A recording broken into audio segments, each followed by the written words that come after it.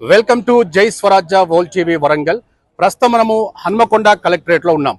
రెండు తెలుగు రాష్ట్రాల్లో మొన్న జరిగినటువంటి లగచర్లలో జరిగినటువంటి కలెక్టర్ పై జరిగిన దాడిని పూర్తి స్థాయిలో సబ్బండ వర్గాలు తీవ్రంగా ఖండిస్తున్న నేపథ్యంలో ఈరోజు తెలంగాణ రాష్ట్ర వ్యాప్తంగా కలెక్టర్ కి సపోర్టింగ్ గా ఇక్కడ ధర్నాలు చేయబోతూ ఉన్నారు.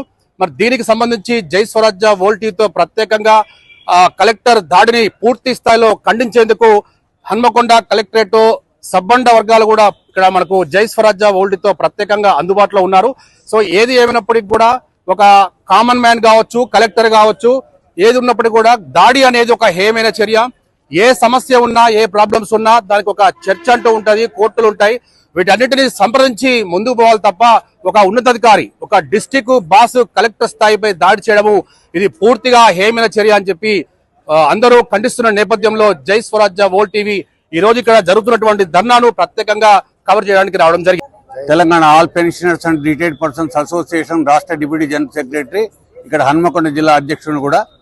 ఇది వికారాబాద్ జిల్లాలో కలెక్టర్ గారు, మెజిస్ట్రేట్ కూడా అయినటువంటి కలెక్టర్ గారి మీద వ్యక్తులు దాడి చేయడం హేయమైన చర్య.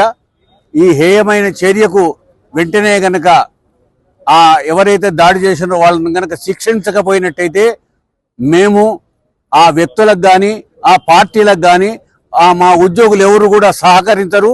అంతవరకు కూడా ఈ కార్యక్రమాన్ని మరి ముఖ్యమంత్రి గారు దీన్ని తీసుకుపోయి శిక్షించే కార్యక్రమం చేయాలి. అట్లాంటి చేయకపోయినట్టయితే ఇంకా రాబోయే కాలంలో ఇంకా మున్ముందు ఉద్యమాలను ఉధృతం చేసి మరి వాళ్ళకు బుద్ధి చెప్పేటువంటి విధంగా వ్యవహరిస్తామనేటువంటిది ఈ సందర్భంగా ఆ వ్యక్తులకు హెచ్చరిక చేస్తున్నాం. ఇది ఆరంభం కాదు, దానికి శిక్ష పడేంత వరకు కూడా ఈ ఉద్యోగ జేఏసీ తమ కార్యక్రమాలను చేపడుతుంది.